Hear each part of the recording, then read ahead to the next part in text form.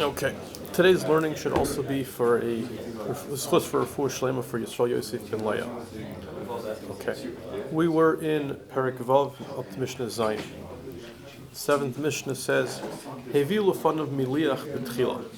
If they brought some salty foods in the beginning of the meal, it's like an appetizer, upas imay, and there's some bread with it. One would make a bracha only on the salted food. Appetizer sapas would exempt the bread. Shapas tevel, because in this case, even though bread generally is the most chashuv food, it's tafel. It's secondary to the maliach, and you're only eating it to be able to eat the maliach. Zaklal, and this is a general rule. Kol shu ikar tevel. Anytime you have one food that is the main food, and there's something secondary to it. Mevarach al ikar, you make a bracha on that main food. Appetizer is a tevel, and that will exempt whatever other food you're eating together with it. Okay. Mishnah Ches. Aren't there some exceptions to that rule? There are things that seem to be exceptions to that rule. Meaning, if you have like the rule, right? Anything that has from chamishas meaning dunga, anything that has of the 5 species of grain in it, automatically becomes mizonos. But that's only when it's added to be filling that because then we view the let's say wheat flour that you put in it to be the main thing. But if it's there for some other purpose, right? Your classic examples would be like coating on schnitzel. Even if it's flour based, it's just there to add a crunch. It's not the main thing. So then it would chicken would be the main thing, and you wouldn't make a bracha on the right. Well, you make a breadcrumb, so even when we make bread, you wouldn't make a bracha on that. Mishnah Ches, the last Mishnah in the 6th parak. Achol te'inim v'anavim v'rimainim. If you ate figs, grapes, or pomegranates, mevarach achareim shalish brachos. Differ Gamliel. Gamliel says these fruits they're so special that they're the shiva saminim. You would bench on them. You'd say the 3 brachas, which later they added a 4th bracha to have what we call benching. The Chum say no. Bracha means shalish. There's one bracha which is like a shortened version of the 3 brachas, what we call alamichya, when we hit all the main points of benching in one shorter bracha. Kiva says afilu achul shalak. Even if he ate some cooked vegetables, for whom is zayin, that's his meal, mevarach acharav b'gimel brachas, he would bench on that.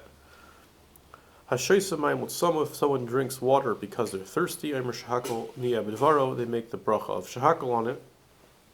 Tarfin says, no, the bracha you make when you drink water is Borei Nefashos rabbis, which is obviously the bracha we make after we drink water or anything else that does not get a benching on al-michya. Okay, let's begin the 7th parak.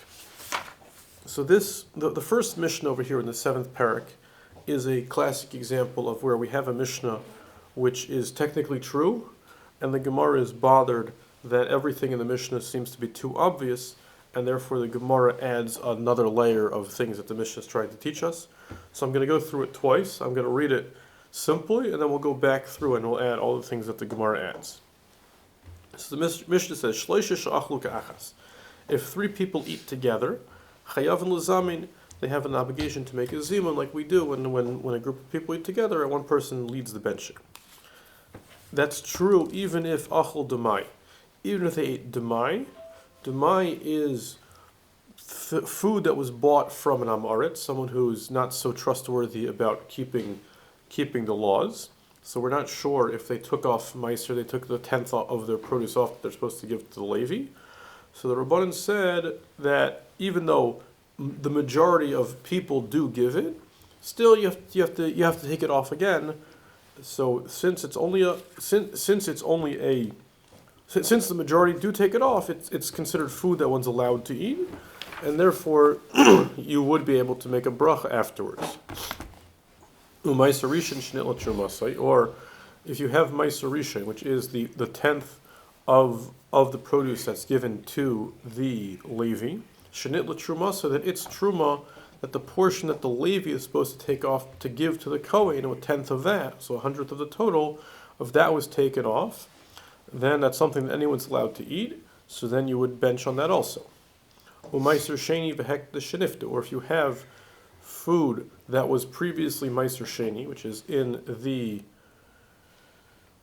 third of the third and sixth years of the Shemitah cycle, it's a 7-year cycle. There's always 2 maasers. There's maaser rishon, 1/10 goes to the Levi, and then either there's maaser sheni or maaser ani, depending on the year. In maaser ani years, a 2/10 goes to the poor person. In maaser sheni years, the 2/10 has to be brought up to Yerushalayim and eaten.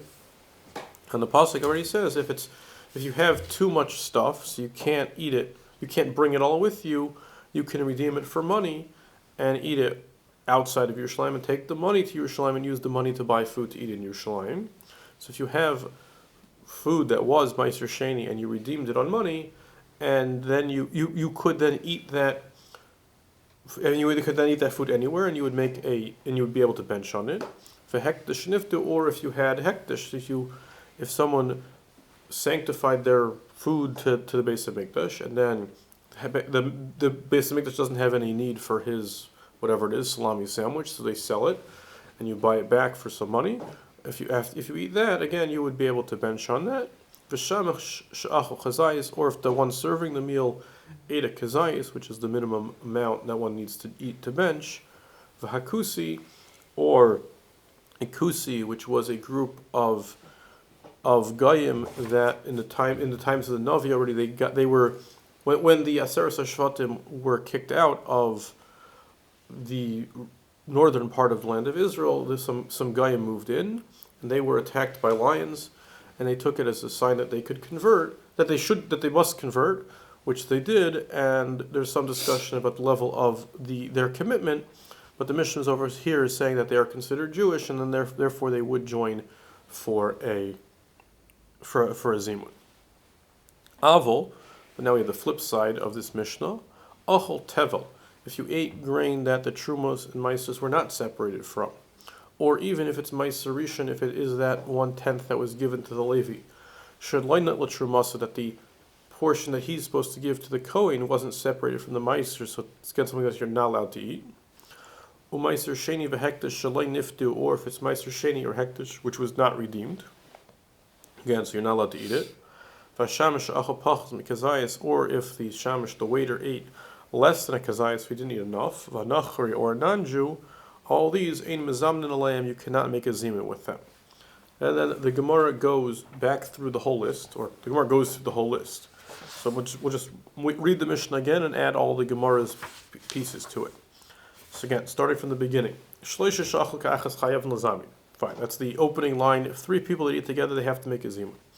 Achol demai, if they ate demai. So the Gemara asks, what do you mean? You're not allowed to eat demai. The Rabbanan made a rule that you have to fix it first before you can eat it. So the Gemara says there's an exception to the rule. The Gemara said that aniyim, poor people, don't have to do it since they don't have a lot of money, and since a person could technically be mafker all of their possessions and make themselves considered poor, since there's a legal loophole to make it technically allowed to eat, therefore, even if you didn't do that, you would be able to make a zimun. Maaser rishon shenitlu trumaso. The Gemara says maaser rishon, that truma was taken, is obviously something you're allowed to eat. That's what you're supposed to do. So the Gemara says we're talking about a case where you avoided ever giving the original truma, the original approximately 2% that you're supposed to give to the Kohen. How do you do that? Because the obligation to give truma does not begin until the grain is processed to the state where it's called grain. So you went and you took off the maaser already while the grain was still in the sheaves, while the kernels were all still attached to the stalks. So therefore, even though you circumvented the truma, as long as you've given trumas maaser, that's something you're allowed to eat, and you would be able to bench on them. Maaser sheni hekdesh sheniftu, if you have your maaser sheni, the 2/10 that you were supposed to bring to you're supposed to bring to Yerushalayim, and instead you redeemed, or hekdesh that you had made kodesh and you redeemed. Gemara says that in both these cases, there's a rule that if the original owner, who was the one who is redeeming them, he must add an additional, what the Gemara calls a fifth, what we would call a quarter, to the value. So if you did not add that, if you did not yet pay that additional money, the Mishnah is teaching us that it's already that technically that works, and you would be allowed to eat it. The Shehakol kezayis, the shamish is just a more, just you would have thought he's less set because he's running back and forth. He's not sitting at the table, so that kusi, the Gemara really says the kusim. At the time of the Mishnah, they considered them Jewish, but later they found that they had the form of a dove on Har Grizim, on the mountain where they did the Berachos and close. The mountain where they had the Berachos, they had some temple over there to some of it Zara, and after that they decided to treat them fully as Goyim. So this line of the Mishnah is the kusi line is no longer true. So mezamin, that group you could be mezamin. Aval achol tevel. Again, the Gemara says, if you ate tevel, if you ate grain that truma and maaser was not separated, so Gemara says that means that you did not give, you took off the Gemara says that's referring to if you have, even if the obligation to give trumas and maaser is only the rabbanon.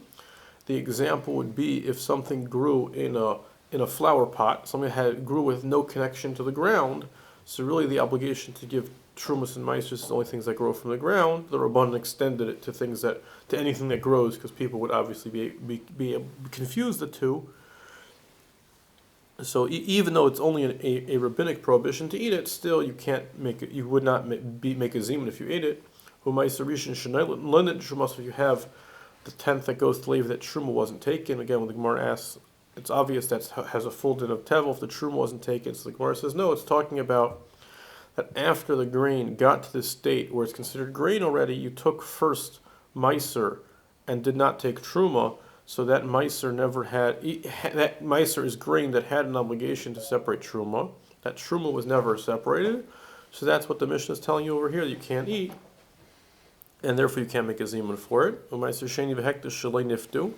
Or if you have maaser sheni and hekdesh that were not redeemed, again, if they weren't redeemed, they have kedusha. Obviously, you can't eat them. So the Gemara says maaser sheni and hekdesh have rules in how you have to redeem them. Maaser sheni has to be redeemed on money that has a picture. If you try redeeming it, so the Mishnah will be talking about a case where you tried redeeming it on just pieces of gold and silver or other things like that wouldn't work, and you would not be able to. You'd be prohibited to eat it. And hekdesh really could be redeemed on anything, with the exception of land, of real estate. So if you tried to use some karka to redeem this food, that's the case where we're saying you can't make a zimun. The Gemara says just thrown in for the symmetry. Obviously, if he didn't eat a kezayis, he can't join your benching. But that's the flip side of shamashu ate a kezayis, which is a hekdesh v'nachri, and we're contrasting a guy with a kusi to say that this mission is telling you kusim are not goyim. So all these in mizam and the lame, you can't use them. You can't make a zimun with them. Okay.